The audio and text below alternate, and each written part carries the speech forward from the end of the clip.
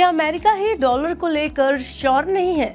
जैसा कि पिछले 2-3 सालों में हम देख रहे हैं कि कई सारे सेंट्रल बैंक्स अपने फॉरेन रिजर्व्स में से डॉलर और यूएस बॉन्ड्स का शेयर लगातार कम करते जा रहे हैं। अब जो एक नई बात सामने आ रही है वो ये है कि यूएस में भी डॉलर को लेकर या यूं कहें कि डॉलर के फ्यूचर को लेकर एक तरह की बहस शुरू हो गई है। और इन सब के बीच सोने की वैल्यू जिस तरीके से ऊपर जा रही है या फिर बाकी देशों की तरह ही अमेरिका का भी सोने की तरफ जो भरोसा बढ़ता हुआ दिख रहा है, ये पैटर्न क्या इंडिकेट कर रहा है? या क्या डॉलर को लेकर बाकी देशों की तरह अमेरिका का भी भरोसा घट रहा है? चलिए इसी सवाल को लेकर और डिटेल में इस वीडियो में समझने की कोशिश करते हैं। Hello and welcome to money 9। मैं हूं मीनू शर्मा। हाल ही में एक बड़ी खबर सामने आई, वो ये है कि कुछ सोर्सेज मान रहे हैं कि स्विट्जरलैंड और यूएस गवर्नमेंट के बीच यूएस में बड़े लेवल पर गोल्ड रिफाइनिंग प्लांट सेटअप करने की बात चल रही है। स्विट्जरलैंड जो कि दुनिया का सबसे बड़ा गोल्ड रिफाइन करने वाला देश है, उसके और अमेरिका के बीच इस तरह के डील की बात होना और इसको लेकर अमेरिकी सरकार का काफी पॉजिटिव रिस्पॉन्स नजर आना, तो अमेरिका का गोल्ड की तरफ इस तरह का झुकाव होना एक नई कहानी बयां कर रहा है। आपको बता दें कि जिस तरह से अमेरिका ने रशिया समेत कई देशों पर सैंक्शन लगाए हैं या अमेरिका पर स्विफ्ट सिस्टम के कंट्रोल का इल्जाम लगाता है या फिर ब्रिक्स समेत कई प्लेटफॉर्म्स डी डॉलराइजेशन की वकालत कर रहे हैं, ऐसे में अमेरिकी डॉलर पर सरकारों समेत आम लोगों का भरोसा कहीं ना कहीं घट तो रहा ही है। अब अगर थोड़ी बात अमेरिकी इकोनॉमी की करें तो इकोनॉमी की हालत जो है वो कुछ खास भी नहीं है। ट्रम्प के टैरिफ वॉर का जितना इम्पैक्ट दूसरे देशों पर पड़ रहा है, उतना ही इम्पैक्ट खुद अमेरिका पर भी पड़ा है। हाल ही में आए फिच की ग्लोबल इकोनॉमिक आउटलुक रिपोर्ट के डाटा की बात करें तो यूएस इकोनॉमी के बढ़ने की रफ्तार घट रही है। साल 2023 और 2024 में जो ग्रोथ रेट 2.5 से 3% के आसपास था, वो अब साल 2025-26 में घटकर 1.6% पर रहने का अनुमान है। इसके अलावा अमेरिका में महंगाई और बेरोजगारी की दर भी लगातार बढ़ती जा रही है। डेटा की ही बात करें तो इस साल अमेरिका में सालाना महंगाई दर 2.9% पर आ गई, जो कि अमेरिकी सरकार के 2% के इन्फ्लेशन टारगेटिंग से काफी ऊपर है।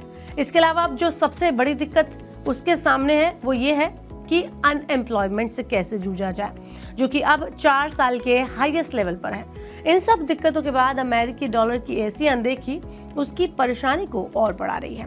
पिछले 3 सालों से लगातार सेंट्रल बैंक्स का डॉलर और अमेरिकी बॉन्ड का शेयर घट रहा है। हालांकि 46% के साथ डॉलर अभी भी सबसे बड़ा शेयर होल्ड कर रहा है, लेकिन इसके बावजूद सोना तेजी से इस लैंडस्केप में बढ़ा है कि उसने यूएस ट्रेजरीज और यूरो दोनों को ही पीछे छोड़ दिया। अगर गोल्ड की बात करें तो गोल्ड का शेयर बढ़ते बढ़ते अब 20% पर पहुंच गया है। अगर भारत के ही गोल्ड रिजर्व को हम देख लें तो ये पिछले 10 सालों में 6% से बढ़कर 13% पर पहुंच गया। इसके अलावा यूके, साउथ अफ्रीका और ऑस्ट्रेलिया ने अपना गोल्ड रिजर्व 2 गुना कर लिया है। पर सबसे बड़ी बात है हमारे पड़ोसी और अमेरिका के सबसे बड़े राइवल चीन की। तो चीन ने अपने फॉरेक्स में गोल्ड के शेयर को 3 गुना कर लिया है। ये तो हो गई डिक्लेयर्ड गोल्ड रिजर्व की बात। अब बात करते हैं कुछ और।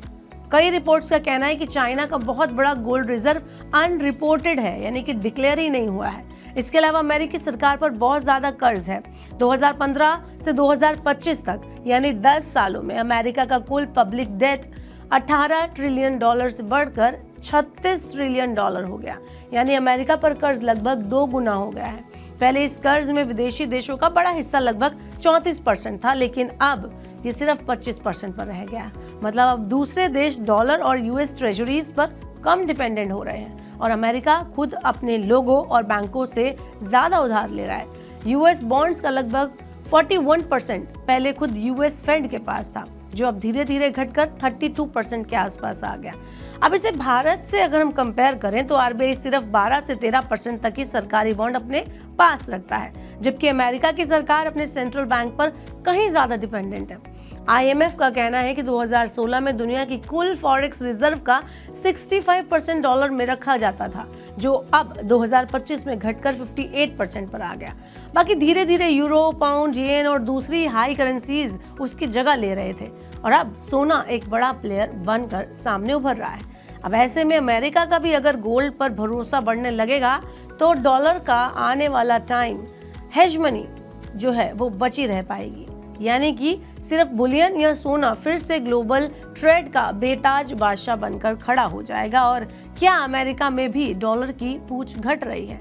ये सब कुछ बहुत बड़े सवाल हैं और बहुत ही ज़्यादा फ्यूचरिस्टिक है। अभी नहीं पता चल रहा, लेकिन हो सकता है कुछ टाइम बाद ये जो बदलाव है, जो चेंजेस है, वो साफ देखने को मिले। अभी से कहना उतना आसान नहीं है, देखना होगा कि कब ऐसा होता है। आपका क्या कहना है? आप हमें कमेंट बॉक्स में बता सकते हैं। ऐसे ही और वीडियोस के लिए देखते रहिए मनी 9 और सब्सक्राइब करें मनी 9 का यूट्यूब चैनल।